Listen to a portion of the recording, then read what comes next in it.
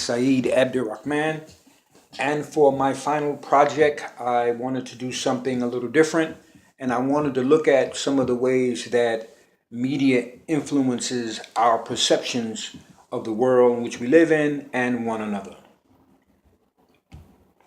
So, in the old days, we only had a few threats to fear when it came to media manipulation: the government propagandists and the hustling publicists. They were both serious threats, but vigilance worked as a clear and simple defense. They were the exceptions rather than the rule. They exploited the fact that media was trusted and reliable. I can remember watching Walter Cronkite, and he always said, and that's the way it is. And he always looked so trustworthy, so that whatever came out of his mouth was almost like gospel because Walter Cronkite said it. Today, with our blog and web driven media cycle, nothing can escape exaggeration, distortion, fabrication, simplification, and everything we see or hear is subject to critical theory or critical thinking, excuse me. Okay, now here are two images, right? And if you look at them and you say to yourself, well, the caption reads, "No one thinks that these people are representative of Christians." And it's a picture of the Ku Klux Klan. Then it asks, so why do many people think that these people are representative of Muslims? So what happens, the media distorts images, right? So now it's to the fact where, anybody who's Muslim is looked at as though they might be a terrorist. So what happens is, because of the media coverage and because of the select media images, you know, you're suspect because of your religion. But you have the same group, you have another group of people who have committed extremely heinous acts for years under the guise of Christianity, but no one questions Christianity for their actions.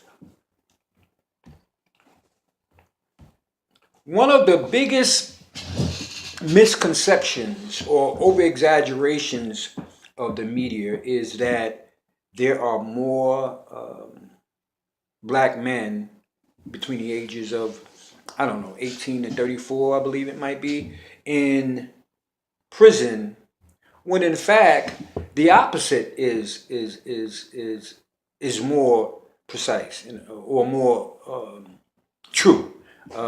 There are more black men enrolled in post-secondary education than there are actually in prison, right?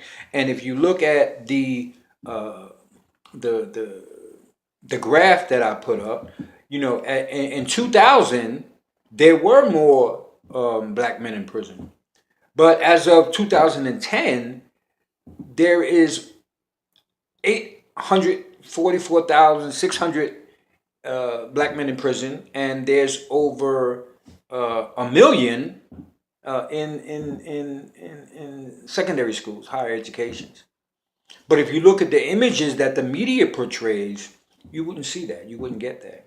And if I lived in, I don't know, a very rural country or a very rural town where I didn't see black people except for what I saw on TV, then this would be this would be what I thought of them. This would be how I acted, how I reacted when I saw one. This would determine how I interacted.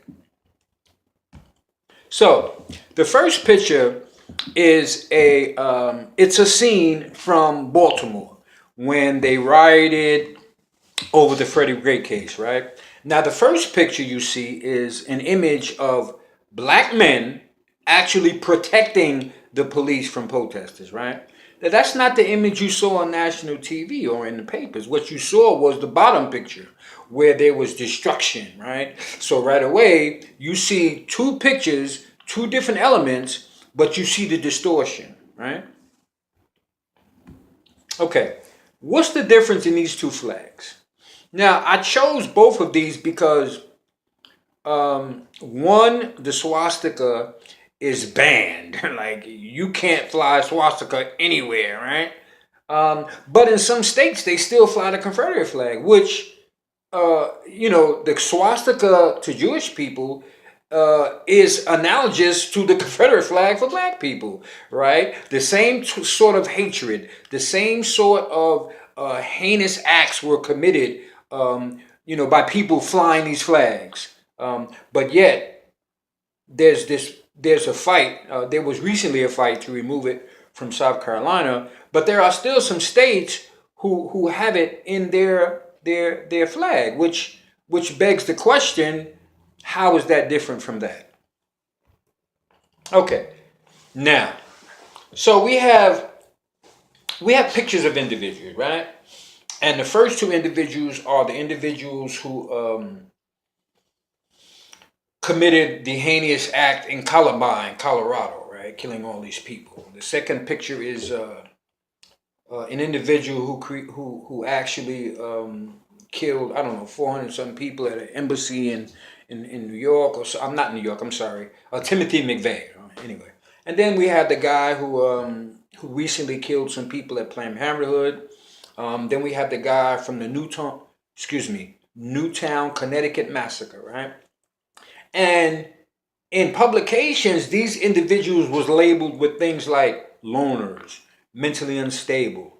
One guy was called, Timothy McVeigh was called disgruntled. The guy who killed the people in Newtown, Connecticut, I believe his name was Adam or something or another. He was classified or said he was mentally unstable, right?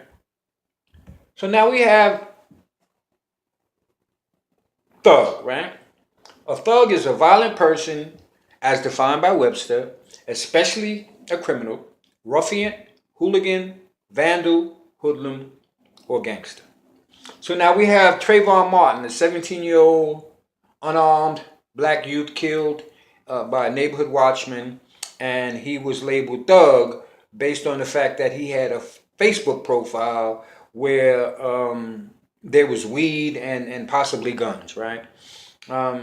Now, 17 is the age of rebellion in the life cycle. So, did it make him a thug because he had pictures of weed on his Facebook profile? And why was it so readily attached to him, the label of thug, right? He didn't kill anybody. He was killed, okay? Freddie Gray and the protesters who protested after his death, they were immediately labeled thug, right? Michael Brown, who had no criminal record, right? He was labeled thug, and much was made of his size, right? And the police officer testified that he was scared because he saw this big and black youth. He was labeled thug, right? So when you look at how some people are labeled mentally unstable versus some people being labeled thug, this is an impression, and this influences how we deal with each other, how we see each other, and how we perceive each other. So the media will gladly show pictures of this, right? And this basically represents, I don't know, gang, urban youth, I don't know, but they look like they are ready to commit acts of crime. They just look like it, right? Just by what they have on and how they are, pointing guns and all this type of thing. But they won't show you pictures like this of, black men graduating from higher education, right? This image of the youth who look like thugs will get more airplay and be in more pictures than will the images of black people going to colleges. And you have to ask yourself, why is that? Okay, now I want to talk a little bit about just the 90s, okay? Because in the 90s, we had shows like The Cosby Show, right? We had Parenthood. And basically, those shows were geared around, wholesome families, two-parent black families. They both were elevating. They were talking about being uplifted. Education was important, things of that nature. Today, we have shows like Empire, which shows totally dysfunctional family, right? Totally dysfunctional family where the guy hates the fact that his son is homosexual, and his mother, the mother of his children spent 17 years in prison to protect him. Then you have a picture like How to Get Away with Murder, where the lead character is a black woman who's married to a white man but has an affair with a black man, right? And then of course you have Scandal, which where the lead character is a black woman, highly intelligent, who's having an affair with a white man who's the president.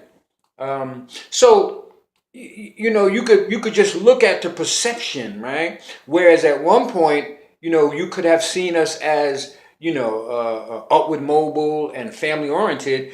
You see now there are shows that depict us being dysfunctional and women who are homebreakers or homebreakers, right? Now, along with that, there's the subliminal message that it's okay. And I don't have any problem with interracial marriages or interracial dating. But my contention would be, if you want to show it one side, well, then have movies or have shows that show black men with white women. Like, it should be even, but it's not, right? I remember the furor over Guess Who's Coming to Dinner when Sidney Poitier played the black doctor who was introduced to the young lady's family, and how there was this big discourse. Notice, however, that he was a doctor. Okay, so when I deal with media influences, I try to keep my mind, my soul, and my heart strong, right? Because I don't want hatred in my heart. I don't want to deal with people based on the color of their skin. I want to deal with people due to the content of their character. And one of the questions that was asked for this final project was, how can I make a difference, right? So one of the ways I make a difference, again, is keeping my mind straight, my soul straight, and my heart strong. And when I do that, I translate strength in my community, in my family, and in my overall interaction with people. I don't necessarily fix my problems. I fix my thinking, right? Because I understand that my thinking is the root of all of my problems, right? Especially when it comes to dealing with other people, right? Especially when it comes to dealing with ignorance, dealing with racism, dealing with misconceptions, right? I have to fix my thinking, and that will in fact help me deal with my problems. Lastly, encourage each other, right? We have to encourage each other to be better to each other. We have to encourage each other, and I know it might sound utopian, but we're all people, and we all have challenges. If you survey a white family and a black family about what's most important to them, those answers would be similar. Might be something like family. It might be something like security. It might be something about good education. It's really no difference. It's just how we're perceived as different, and the media plays a big role in perpetuating those myths. Last but not least, don't just teach the kids how to count. Teach them what counts most: kindness, faith, courage, effort, integrity, gratitude, politeness, generosity, and resilience. These will go a long way. This concludes my presentation. Thank you very much for listening. Have a great day.